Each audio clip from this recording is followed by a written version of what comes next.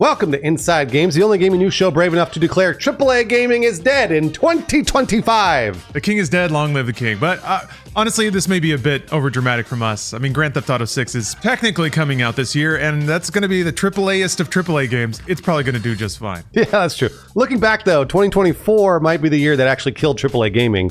While there were some bright spots, a whole lot of big budget flops led to massive layoffs and put the future of the industry in a precarious position, at least more so than a year ago. Yeah, so as we start 2025, we thought we'd examine what emerged as the biggest trend in 2024, the death of AAA gaming. And who better to kick off our journey than the man who has killed a few industries of his own, Brian Gaar. Yeah, and all the trends that happened this year were bad trends. So buckle up. It's going to be a lot of bad trends. Even the New York Times published an article about the sad state of video games, headlined, "Video games can't afford to look this good."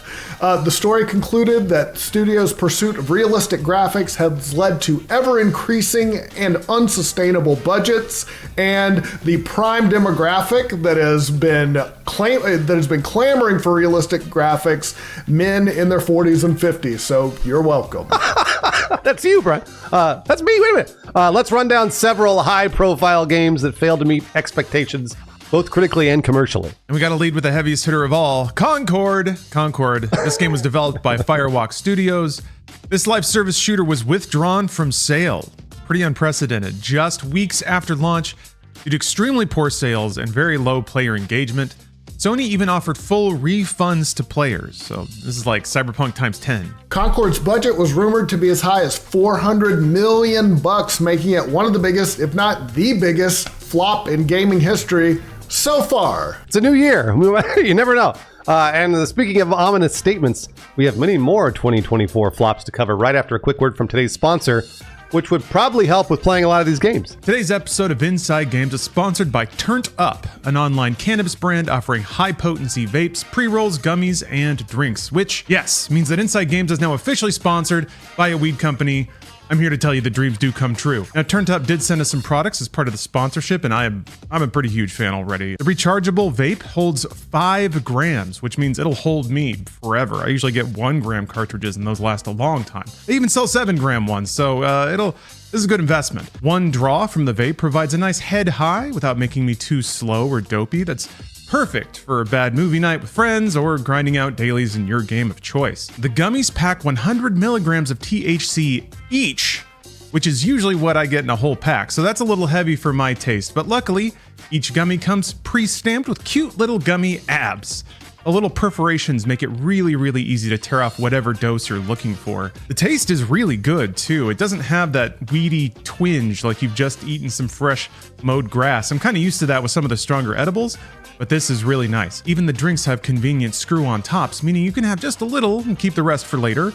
Or, if you really want to go for it, you can knock back the whole thing and watch Megalopolis and get some really interesting ideas. So whether you've developed a gamer's tolerance for THC and you're looking for something with a pretty hefty kick, or you just want convenient THC products through the mail that'll last you forever, please check out our affiliate link in the description and stock up today. Lord knows we're gonna need a lot of that to get through 2025. So thank you very much, Turned Up, for the sponsorship, for making the hard days ahead much easier to get through, and for making this gamer's dream come true. All right, back to the flops of 24. Another huge disaster was Suicide Squad Kill the Justice League. This game was developed by Rocksteady Studios, hugely beloved studio, made a ton of great Batman games. This game was highly anticipated due to that, but it failed to live up to those expectations. You're going to hear that a lot today. Yeah, it got a Metacritic score of 60, which is bad. Criticism was directed at its live service elements and its departure from single-player storytelling. Warner Brothers took a $200 million loss, partly due to its poor sales, and Rocksteady sadly faced layoffs in the aftermath of the flop. Yeah, and then there was X-Defiant. Ubisoft's free-to-play shooter launched in May 2024 with a lot of fanfare. A lot of people were playing it at the very beginning. I was like, oh, maybe this will go. But it failed to attract a substantial player base in this very, very crowded market. In December, Ubisoft announced that the game would shut down by June 2025, and worse, nearly 300 people were laid off. And that wasn't the end of the flop era for Ubisoft either. Another very anticipated AAA title, Star Wars Outlaws, also underperformed with softer than expected sales despite solid reviews. And we're not done. Another big budget AAA game, Final Fantasy VII Rebirth, also launched this year, but Square Enix said its sales, wait for it, did not meet expectations. Oh man, we're gonna hear that a lot. And then there is the first quadruple A video game ever made. Skull and Bones. Ubisoft's pirate-themed adventure faced multiple delays before its 2024 release. Upon launch, it received a Metacritic score of 59. Oh boy. With critics citing repetitive gameplay and lack of depth. Ubisoft spent a reported $650 to $850 million on this game, which is why it's quadruple A. And then by August of last year, it was selling for $10 at Best Buy. Moving on, we've got BioWare's Dragon Age Veilguard. Now, this game actually did get a pretty respectable 82 on Metacritic, but it also drew some backlash from some players who objected to the game's inclusion of LGBTQ characters and themes. I don't know, whatever, we can get into that in a minute. Sales-wise, we don't really have numbers for it because EA didn't say, but analysts have theorized that its launch was in good but not great territory. Compared to some other games in 2024, that's hopefully not so bad. I guess it remains to be seen, but luckily we have yet to hear about hundreds laid off from EA, so that's something. Wasn't all bad though for the industry. There were some hits. Elden Ring's DLC, Shadow of the Erdtree, very well received, nominated for on its own for Game of the Year.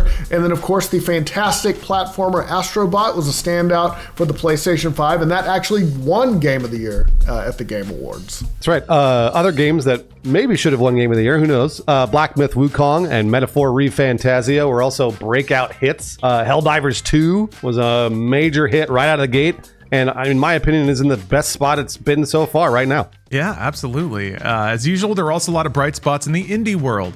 Indies are starting to hit more than they ever have, so it's an interesting shift. We got the poker-themed roguelike Balatro, which won Indie Game of the Year honors. We also got Pal World, the Pokemon-like game that Nintendo is suing because they think it's a little too Pokemon-like, but it's a big hit as well, and ostensibly a new IP, so that's something. Yeah. But yeah, overall, some bright spots, but it's hard to come away thinking anything but that 2024 was kind of a dramatic crashing to the earth for the industry, which, you know, in the pandemic, it had been flying high. People were playing games. Everyone was staffing up, and now here we are. Yeah, the reality is that quadruple A budgets have really gotten out of control, leading to some pretty spectacular flops if games don't draw a big audience quickly and then also hold on to that audience, which is very hard to do. It's so fascinating because I've heard predictions of this exact thing. People have been predicting this year since the mid-2000s. I think everybody that was watching game budgets and knew about games production saw the step up to go from like a PS2 to a PS3 game. And you can even see it in a game's credits. A PS2 game may have 40, 50 people. PS3 game, now we're talking about 150, 200. And every generation, every graphical fidelity leap up, it's another factor of expansion. Now you have games that have 1,500 people working on them. So there were people that saw that like the math was just not going to equal out at some point. So far, I think the gaming audience has been getting bigger and bigger over the last couple of decades, so the business side managed to keep up. But I think we finally have too many games that are too expensive vying for an audience that isn't getting big enough fast enough. And yeah, suddenly you have more and more projects not finding an audience because people are playing other stuff or cheaper stuff or more artistically vibrant stuff. It's been a long time coming, and I'm not happy that people lost their jobs, but I think people in the industry were aware that we were on the precipice of something like this, and everybody was still shooting their shot because what else are you going to do if you want to make money?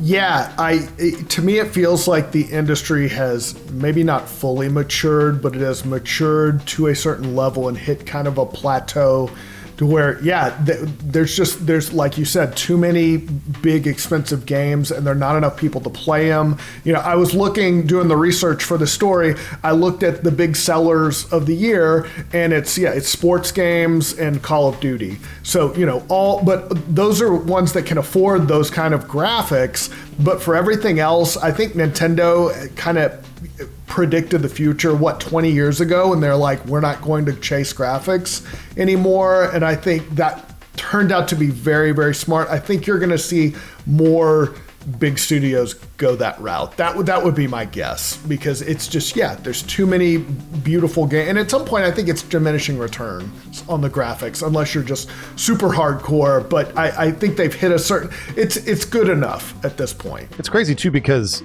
video games are the largest entertainment industry in the world by a long shot, like in terms of revenue. And also, it's estimated like 3.2 billion people play video games. So half the earth almost play video games across mobile and console and PC and all that stuff, and it's still not enough. So it's like it's so interesting to see all this.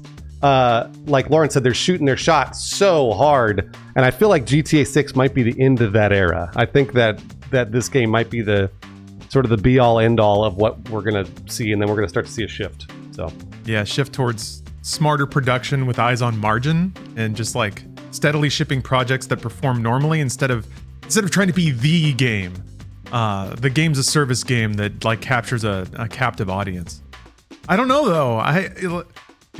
Capitalism being what it is, these companies are always going to chase the most profitable kinds of games. And I mean, like PlayStation, they flopped pretty hard with Concord, but they're still going after games as service games. If you want to operate a company at scale, you're almost obligated to. So it's kind of interesting when we have the luxury of seeing the market and seeing what's oversaturated, but then also appreciating that companies are kind of beholden to try. So hopefully out of that conflict, we get some interesting ideas and some avant-garde decisions, but that's also at odds with how big the budgets are getting, because you have to play it safe when you're throwing hundreds of millions of dollars behind something. So yeah, the games industry is entering a really interesting spot. I'm nostalgic for the ever-eclipsing production values. Because, I mean, I'm a guy in my 40s. I remember gaming in the 80s and 90s, and how technology would empower more robust games was really exciting for a while. But that's kind of stopped. Now it's just like, instead of new tech empowering new kinds of games, now it's like design sort of trying to capture bigger and bigger audiences. Or make a games as service game where you can sell a skin that took an artist a week to make for $80 or something like that. So yeah, you want to worm your way into a high margin area now, as opposed to making the biggest, most resplendent thing you can on the fastest computer you can get. So I wonder if there's a bit of a generational aspect there too.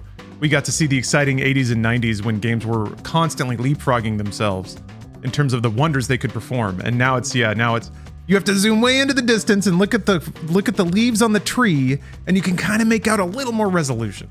It's kind of like everything, though. It's like in the movies, like they're going to chase Marvel movies until they don't make money anymore. And they're going to throw, good money after bad until it just kind of the bubble bursts. And it does feel like we've crossed some sort of threshold here, some sort of Rubicon.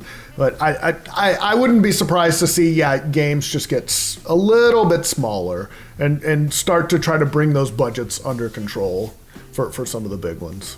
Like FromSoft. I mean, they do a great job, it seems like. All right, let's do a 5-second review.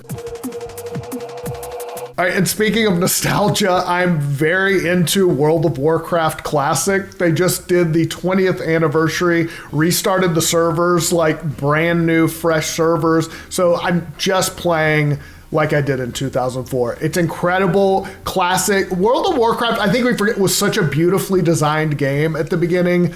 I love it. I'm on a PvP server. Everyone's getting ganked in the Barrens, just like the old days. It's awesome. 5 stars, 6 stars. I love it.